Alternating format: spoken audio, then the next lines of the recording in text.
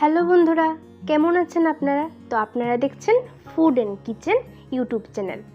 তো আমি আশাবাদী যে ঠাকুরের অশেষ কৃপায় আপনারা ভালো আছেন আর আমিও ভালো আছি। তো আমি আজ আপনাদের জন্য নিয়ে এসেছি একটি সুজির মজার রেসিপি। সেটা হলো নোনতা সুজি। অনেকে আমরা মিষ্টি সুজি খাই, বাট এই নোনতা রেসিপিটা আমি আশাবাদী যে আপনারা সবাই খুব ভালো লাগবে। তো চলুন সেই রেসিপিটা দেখে নিই। এই দেখুন, এখানে আমি 2 কাপের মতো সুজি রেখে দিয়েছি। ঠিক আছে, এখানে 2 কাপের মতো সুজি রাখা আছে। আর এখানে আছে বাটিটা দিয়ে হাফ বাটি বাদাম। আর এখানে আছে 2টো পেঁয়াজ কুচি করে রাখা আছে, একটা টমেটো কুচি করে রাখা আছে। এখানে 6-7টার মতো কাঁচামরিচ চিড়ে রাখা আছে। আর 1 ইঞ্চি আদাকে আমি কুচি করে নিয়েছি। তো এগুলো হলো আমার ইনগ্রিডিয়েন্টস, যেগুলো আমার আজকে কাজে লাগবে। তো প্রথমে আমি কড়াইয়ের মধ্যে তেল দিয়ে দিয়েছি। তেলটা একটু গরম হওয়ার পর একটা শুকনো লঙ্কাকে চিড়ে দিয়ে দিয়েছি আর তেজপাতা দিয়েছি। তেলটা গরম হওয়ার পর এতে আদা, পেঁয়াজ আর মরিচগুলোকে আমি ভালোভাবে দিয়ে দিয়েছি। এখন এটাকে আমি একটু নাড়িয়ে তারপর এটার মধ্যে আমি আমার টমেটোগুলো দিয়ে দেব। এই দেখুন, 1 মিনিট নাড়িয়ে এটার মধ্যে টমেটোগুলো দিয়ে দিয়েছি। টমেটোগুলোকে একটু নাড়িয়ে এটার মধ্যে স্বাদ অনুযায়ী একটু লবণ দিয়ে দিয়েছি। আর 1 টিস্পুনের মতো আমি এখানে হলুদ গুঁড়ো দিয়ে দেব। এই দেখুন, আমার হলুদ গুঁড়ো দেওয়া হয়ে গেছে। এখন ভালো করে নাড়াতে হবে। এই দেখুন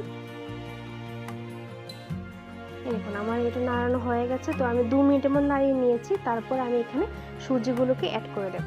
এই দেখুন, অ্যাড করে দিয়েছি। এখন আমি ভালো করে এটাকে প্রায় 3 থেকে 4 মিনিট ভালোভাবে নাড়াবো। ঠিক আছে, সুজিটাকে ভাজতে হবে, না ভাজলে কিন্তু হবে না।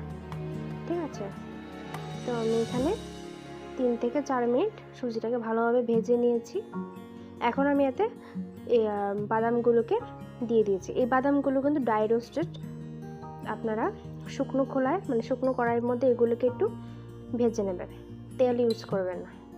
এই দেখুন, বাদামগুলোকে দিয়ে আমি এটাকে প্রায় 2 মিনিট নাড়িয়ে তারপর আমি টেস্টটাকে ব্যালেন্স করার জন্য 1 টিস্পুনের মতো আমি এখানে চিনি দিয়ে দিয়েছি। তো এখন আমি এটাকে ভালোভাবে নাড়িয়ে নেব, মিশিয়ে তারপর 2 মিনিট পর এতে আমি একটু একটু করে জল দেবো। এই দেখুন, আমি হাতে করে একটু একটু করে জল দিয়েছি। এভাবে আমি 5 বার জল দেবো। ঠিক আছে, তাহলে কি হবে, আমার সুজিগুলো যে একদম ঝরঝরা টাইপের থাকবে আর কি, একদম লাথা লাথা হবে না। ঠিক আছে, এই দেখুন, এভাবে ভালোভাবে 2 মিনিট করে নাড়িয়ে নাড়িয়ে তারপর আবার হাতে করে একটু একটু করে জল দেব। আর দেখতে হবে যাতে নিচে দিয়ে না লাগে।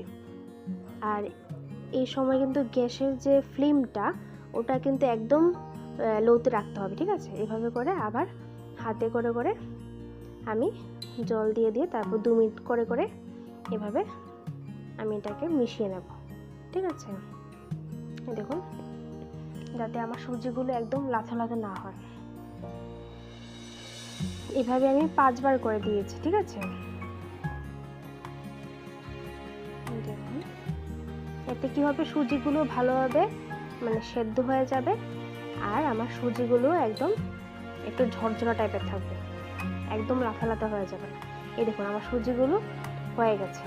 এখন কি করব, আমি এখানে 3 টিস্পুনের মতো এখানে আমি ঘি দিয়ে দেবো। আপনারা বাড়ির তৈরি ঘি দিতে পারেন বা বাজার থেকে কিনে এনেও ঘি দিতে পারেন। তো ঘিটা দিয়ে আমি 1 মিনিটের মতো নাড়িয়ে টাড়িয়ে এটাকে আমি নামিয়ে নেব। এই দেখুন বন্ধুরা,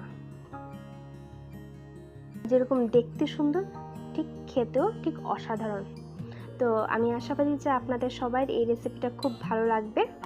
আর যারা যারা আমার ভিডিওগুলো প্রতিনিয়ত দেখছেন তাদেরকে অসংখ্য অসংখ্য ধন্যবাদ।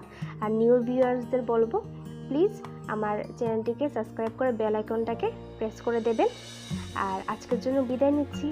Tata, bye bye.